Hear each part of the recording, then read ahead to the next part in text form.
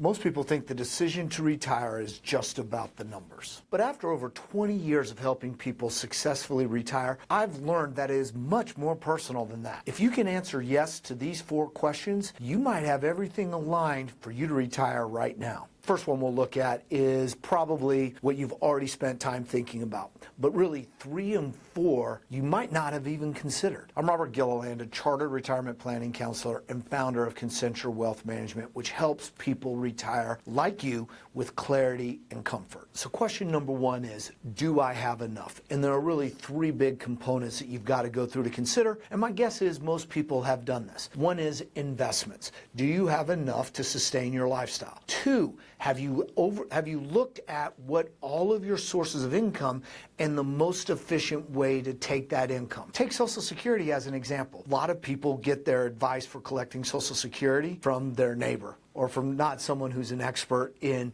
what's the best way for you. Taking Social Security too early can cost you a lot in the long run. And number 3 under this, do I have enough, is tax management. Have you figured out what the most efficient way for you to access your money and create that paycheck, the most tax efficient way? Having all of these questions answered and knowing these 3 can give you a 10 out of 10 when you're ready to go and walk off into retirement. And it gives you that confidence and knowing that you have enough assets to sustain the lifestyle that you've worked so hard to achieve. Question number 2 is, have I had enough? This is where people really get bored and they no longer have a purpose in why they retire. If you are suffering from burnout, but you still like what it is that you do, maybe a change or a break is something that makes sense. Number 3, which in my mind might be the most important. Do I have enough to do? A lot of times we'll sit down and we'll talk with people and say, what is it you want to do in retirement? And I'll get the answer of, I want to golf, I want to do this, I want to do that, I want to travel. Reality is that you have to have enough things to keep you engaged, a sense of purpose. A lot of people want to spend time with grandchildren, they want to travel, maybe they want to play golf, maybe they want to fish, maybe they want to play mahjong. I would strongly encourage you to sit down and make a list of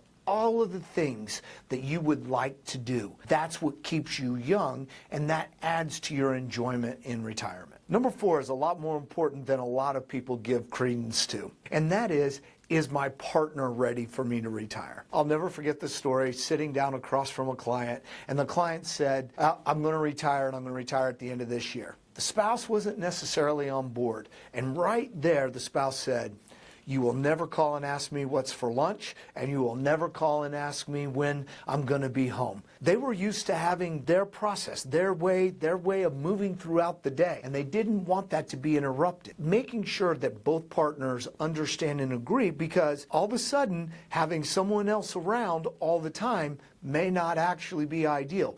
Making sure that everyone's on board and everyone continues to live life doing the things that you really love to do. So let's pull this all together. Do I have enough money? Do I know what my investments are? Do I know where my income streams are? Do I know what my most tax efficient strategies for accessing that capital? Do we understand that? Have I had enough? Am I just burned out?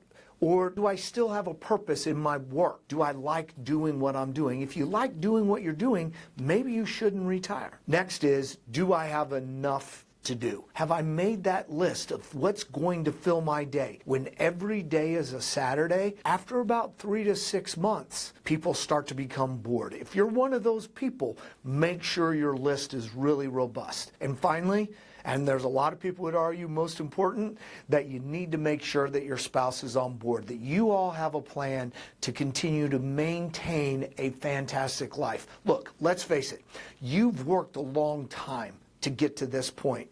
When you're at that point, the good news is that you have an equal or longer amount of time that you're going to be in retirement. You've got to make the most of it. Doing these simple things right here are going to make a huge difference in your enjoyment. Your contentment is going to keep your stress way down, and you're going to be comfortable and live the life that you've worked for. If any of this was helpful, but you probably have a few more questions, just hit that link down below, and that's going to get you access to our free guide of how to retire successfully.